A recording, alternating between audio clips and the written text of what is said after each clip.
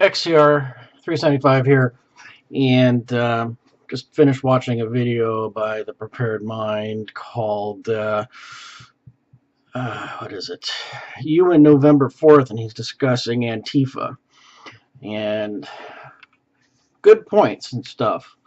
So I'm gonna kind of do a little bit of a VR and my thoughts about it too. Uh, Definitely be prepared for what might happen on November 4th, as usual, but that could happen on any particular day, too. And I know a lot of people have stated to the point that in his comments that, your enemy is not going to give you a particular timeline.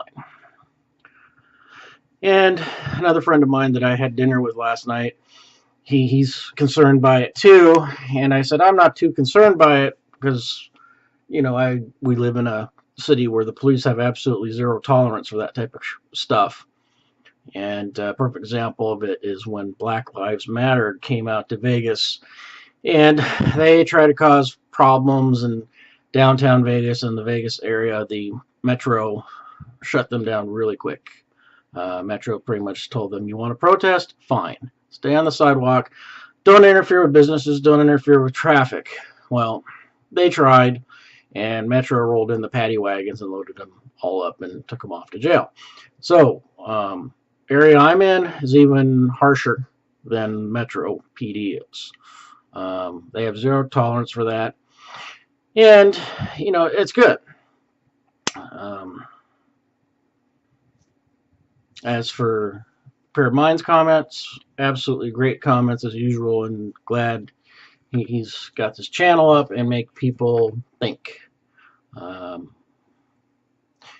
And what I've always said is if you're got a CCW, make sure you carry, make sure you're prepared, and make sure that you're armed. Otherwise you're asking for trouble. Be able to defend yourself. That's my thought on that. As for Antifa actually starting shit, I think they're going to have a really hard time in the states that are red, and here's why. Everybody remembers the Ferguson riots and stuff, even the most recent riots that Black Lives Matter and other people tried to start when that cop got acquitted by the judge. Well, people in Missouri elected a new governor who put an end to that shit. He had the National Guard on standby. They barricaded stuff off when these little shitbags try to block freeway traffic and stuff. The cities rolled in more cops and just arrested them. So I think the tolerance for this type of crap is dwindling. People are not putting up with it anymore. And I got a friend that lives in St. Louis, and she basically said, yeah, they tried their stuff and it didn't go, and then they just left. And my other friend in Arizona, Black Lives Matter tried to pull shit off there, but everybody knows during the summertime Arizona is hotter than hell and hotter than Satan's ass, and they didn't bother doing any protests in Arizona. So I don't know. But Prepared Mind does raise some good points about the police. How are the police going to see you? I always kind of go with the thought of just being the gray man. Yeah, got my preps, got my firearms to defend myself, but I'm not going to go out there and advertise it. No need to make yourself a target for the police or for Antifa. So, just one of those things. Then another thing that my friend brought up last night that I had dinner with, he's like, look at Ukraine, look what they did in Ukraine. Well, let me tell you something about Ukraine. I was married to a Ukrainian woman many years ago.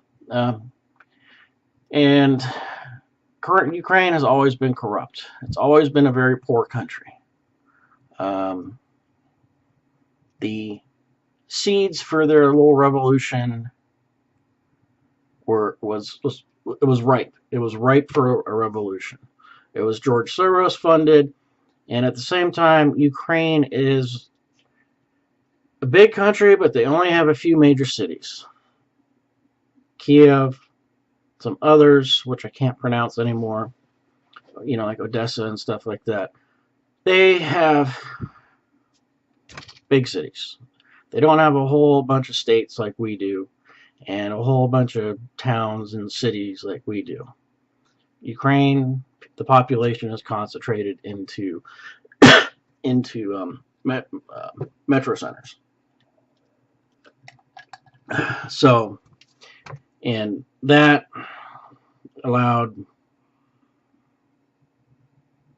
the revolution that they had over there to take place. Then on top of it, the citizen population over in Ukraine, not armed. Here in the United States, we have the Second Amendment, which is awesome. Over there, they don't. They're not allowed to own guns over there. Very difficult to own a firearm over in Ukraine or Eastern Europe. Here, even in the most restrictive state, you can still own one. So then what also the prepared mind had to say too, people are not going to put up with it anymore. My dad was a Marine. He's passed away, but he fought the communists. So, and now you learn over life why communism sucks. Anyway, it's probably rolling over in his grave seeing all this crap.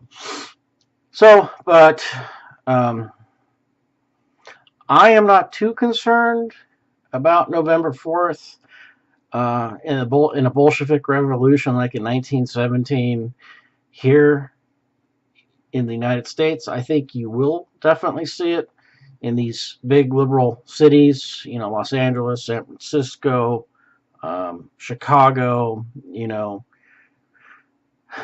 maybe New York, liberal states and stuff like that. You'll see this type of stuff where the police will be given stand down orders not to interfere and so forth. The states that are mostly red and conservative states or Republican states, whatever, you're not going to see too much of it because people are not going to put up with it. I know where I live, the police chief is not going to put up with that type of stuff. His officers don't put up with that type of stuff.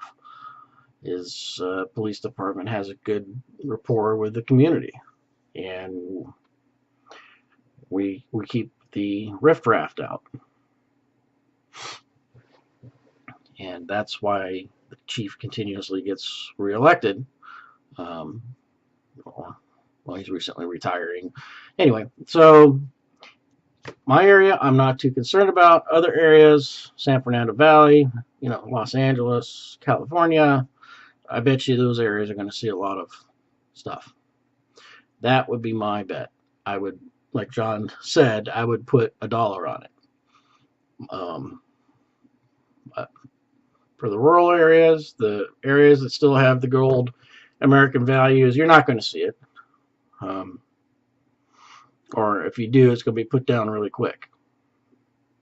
Just my thought. So the situation is not quite ripe for a Bolshevik type of revolution because, even in the shittiest times we've had, even with Obama in office, our standard of living was still way up there. And too many people don't want to give that up. Because of whatever, these people. But on that note, I'm sure that there are some inside that Antifa organization that are probably very well trained and so forth. And that's what you need to keep an eye on. Be prepared. Have some food and some water in your car, vehicle. Make sure that you're armed. Make sure you know how to use that firearm. Make sure that you've already gone through your mental exercises about situations and stuff like that. And be safe and stay frosty. XCR out.